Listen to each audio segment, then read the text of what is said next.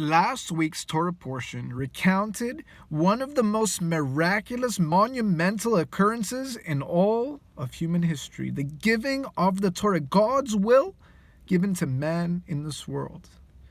After hitting such a high during that reading, it seems very bizarre and strange that right away we come into this week's portion, which accounts for a bunch of monetary laws, seemingly such mundane conversation. Why such a descent from last week's talk to this week's talk? In fact, there is a great deal of wisdom concealed in this.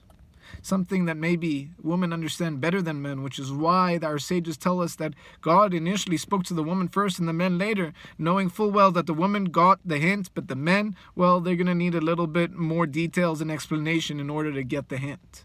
You see, true holiness and divinity is meant to be found in the mundane. So, someone, for example, like the brothers Nadav and Avihu, who were the children of the Kohen Gadol Aaron, when they decided, being single men, to take one of the loftiest offerings and bring it to one of the loftiest places, the Holy of Holies, this was considered sinful. What's so wrong with them wanting to achieve a super high level of spirituality, a revelation of God? In truth, they miss the point. God desires a dwelling in the lowest of places. He wants us to find Him in seemingly the most mundane of things. He wants us to elevate the seemingly most mundane of things to realize a godly purpose.